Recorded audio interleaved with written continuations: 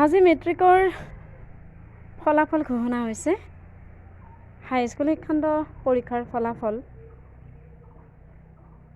ছাত্ৰ ছাত্ৰীসকলে লাভ কৰিছে। ছাত্ৰ ছাত্ৰীসকলৰ জীৱনৰ উন্নতি আমি সদায় কামনা কৰোঁ।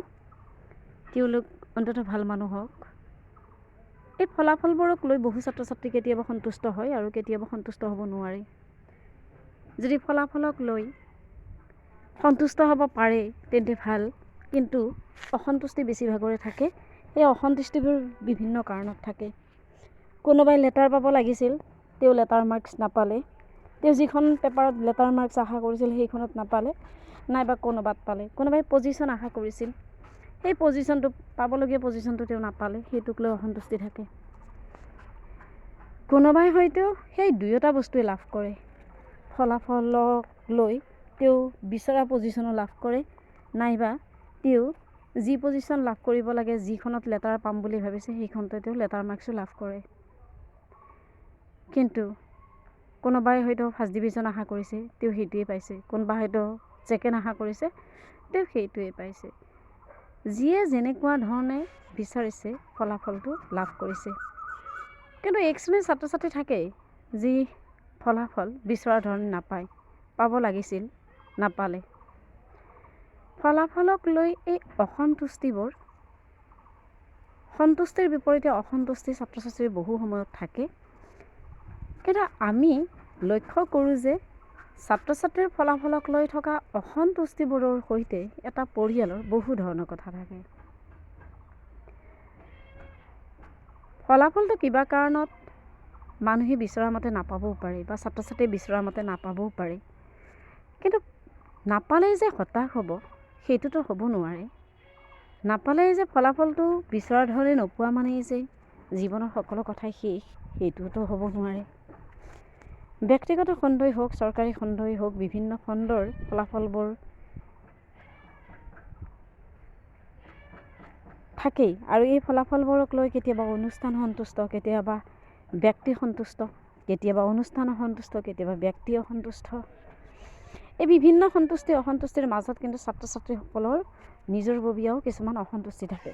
এই নিজাববীয়া অসন্তুষ্টিবোৰৰ ক্ষেত্ৰত এটা ক্ষেত্ৰতে মন কৰিব লাগে যে ফলাফলটো হয়তো বিচৰা মতে পোৱা নগ'ল, তাৰ মানে জীৱনটো শেষ হ'ব নোৱাৰে।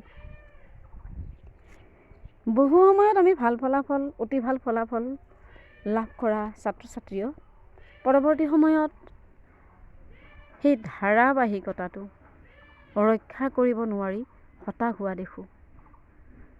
ধাৰাবাহিকতা ৰক্ষা কৰিব নোৱাৰি হতাশ হোৱা দেখোঁ, নাইবা কেতিয়াবা আমি অন্য কাৰণত ল'ৰা ছোৱালী হতাশ হোৱা দেখোঁ। গতিকে মূল কথা হৈছে ধাৰাবাহিকতাটো কেনেকৈ অক্ষুণ্ণ ৰাখিব, বা পাবলগীয়া ৰিজাল্টটো নাপালেও কেনেকৈ দ্বিতীয়বাৰৰ কাৰণে আন এটা ভাল ফলাফলৰ কাৰণে নিজক সাজু কৰিব। নিজক ভাল ফলাফল এটাৰ কাৰণে সাজু কৰিবলৈ যাওঁতে কিন্তু খুব সাৱধান হ'ব লাগিব। কিয়নো নিজক ভাল ফলাফলৰ কাৰণে দ্বিতীয়বাৰৰ কাৰণে সাজু কৰিব যাবলৈকে যি ছাত্ৰই প্ৰস্তুতি কৰিব, ফলাফল পোৱাৰ লগে লগে সেই ছাত্ৰ নিশ্চিতভাৱে এজন সবল মনোবলৰ ছাত্ৰ, আৰু সবল মনোবলৰ ছাত্ৰৰ কিন্তু বহুত প্ৰয়োজন থাকে। সমালোচনাৰ কথা নাহে, বহু সম্বৰ্ধনাৰ কথা থাকে। বহু ছাত্ৰ ছাত্ৰী সম্বৰ্ধনা পোৱাৰ পিছতো তেওঁলোক বিভিন্ন কাৰণত জীৱনত নিশ্চিহ্ন হৈ যায়, কোনো চিহ্ন থকা দেখা নাযায়। গতিকে ফল অনুসৰি ফলাফল, আশা কৰা মতে ফলাফল নহ'বও পাৰে, নাইবা আশা কৰা ধৰণেই ফলাফল পাইছোঁ, সেইটো অতি সুন্দৰ। আশা কৰা ধৰণেই আমি আগবাঢ়িব পাৰিছোঁ, মেট্ৰিকৰ ৰিজাল্ট ভাল কৰিছোঁ, বিভিন্ন ষ্ট্ৰীম লৈ পেলাই বিভিন্ন ধৰণৰ আমি বিভাগত নাম ভৰ্তি কৰিছোঁ। গতিকে আৰ্টছ হওক, ছায়েন্স হওক, কমাৰ্চ হওক, য'তেই আমি নপঢ়িছোঁ ত'তেই আমি পঢ়িবলৈ প্ৰস্তুতি নতুনকৈ গ্ৰহণ কৰিছোঁ। কিন্তু ছাত্ৰ ছাত্ৰীয়ে অত্যাধিক বোজা ল'ব নালাগে, বা অভিভাৱকে বহু সময়ত এই বোজাটো ছাত্ৰ ছাত্ৰীক দিব নালাগে। তেওঁলোকৰ পচন্দৰ ছাবজেক্টটো মতে আচলতে তেওঁলোকক আগবঢ়াই দিব লাগে। আৰু দ্বিতীয় কথা, বহু ব্যক্তিভেদে মানুহৰ অভাৱ অভিযোগ, ব্যক্তিভেদে মানুহৰ বিভিন্ন কথা থাকে। আশা কৰা মতে ছাত্ৰটোক ক'ৰবাত এডমিশ্যন দিব নোৱাৰিলে, আশা কৰা মতে ছাত্ৰটোক এডমিশ্যন দিবলৈ অৰ্থনৈতিক নাটনি, ব্যক্তিগত খণ্ডই হওক বা অন্য খণ্ডতে হওক, আজিকালি ছাত্ৰ ছাত্ৰীৰ লগত খৰচ বোলা বস্তু আছেই, নিশ্চয় আছে। কাৰণ সময় সলনি হোৱাৰ লগে লগে মানুহৰ জীৱন ধাৰণৰ প্ৰণালী সলনি হৈছে। গতিকে এতিয়া খুব সুন্দৰ চিকচিকীয়া বস্তু নহ'লে ছাত্ৰ ছাত্ৰীয়ে সেইবোৰ বস্তু গ্ৰহণ নকৰে। গতিকে নিশ্চয় এডুকেশ্যন গ্ৰহণৰ লগত, শিক্ষা গ্ৰহণৰ লগত কলেজীয়া জীৱন আৰম্ভ হোৱাৰ লগে লগে এই জীৱনটোত কি হয় যে খৰচৰ পৰিমাণ বাঢ়ে, বিভিন্ন কাৰণত খৰচৰ মুখামুখি হ'ব লাগিব পাৰে।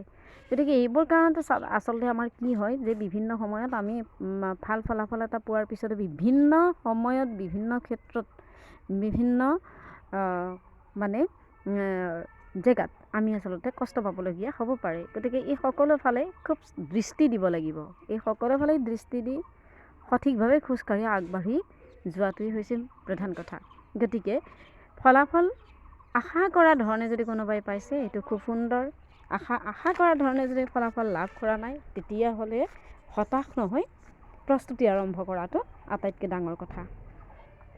আৰু ফলাফল লগা ধৰণে পোৱাৰ পিছত তাৰ ধাৰাবাহিকতা অক্ষুণ্ণ ৰখাটো আৰু জৰুৰী কথা। কাৰণ বহু সময়ত ছাত্ৰ ছাত্ৰীয়ে ফলাফল যিটো পাৰ্চেণ্টেজ পাব লাগে সেইটোৱে পাই পেলাই যথেষ্ট পৰিমাণে উৎফুল্লিত হয়। তাৰপিছত দেখা যায় যে তেওঁ অৱনমিত হৈছে, পূৰ্বতকৈ তেওঁৰ ৰিজাল্ট বেয়া হৈ গৈ আছে। গতিকে কথা এইটো নহয়, জীৱন বহু আগত থাকি যায়। আৰু সেইকাৰণে সকলো ফালে ধৈৰ্য ধৰি যি ফলাফলেই পোৱা নাযাওক কিয় সেই ফলাফল হাতত লৈ সেইটোকে গ্ৰহণ কৰি সাৱধানে খোজ দিব লাগিব। আৰু ছাত্ৰ ছাত্ৰীক এই ক্ষেত্ৰত পিতৃ মাতৃ বা পৰিয়ালৰ আন সদস্যসকলে নিশ্চয় সহায় কৰিব লাগিব। গতিকে আজি 2024 চনৰ মেট্ৰিকৰ ফলাফল লাভ কৰা সমূহ ছাত্ৰ ছাত্ৰীক, নাই মেট্ৰিকৰ বুলিয়ে নহয়, আগন্তুক দিনত আৰু বিভিন্ন ফলাফল ওলাব। অলপতে 5th ছেমিষ্টাৰত 3rd ছেমিষ্টাৰৰ ৰিজাল্ট দিছে BA যিবোৰ ছাত্ৰ ছাত্ৰী আছিলে। গতিকে সেই সকলোকে উদ্দেশ্য কৰিয়ে মই এই কথাখিনি কৈছোঁ যে ছাত্ৰ ছাত্ৰীৰ জীৱনত হতাশাৰ কোনো স্থান থাকিব নালাগে। ফলাফল আশা কৰা মতে পালে যথেষ্ট ভাল, আৰু ফলাফল আশা কৰা মতে যদি পোৱা নাই তেতিয়াহ'লে হতাশ হৈ লাভ নাই। কাৰণ সময় বহুত থাকে, সেই সময় কেনেকৈ ব্যৱহাৰ কৰিব আৰু সময়ৰ সুবিধা কেনেকৈ গ্ৰহণ কৰিব সেইটো হৈছে মেইন কথা।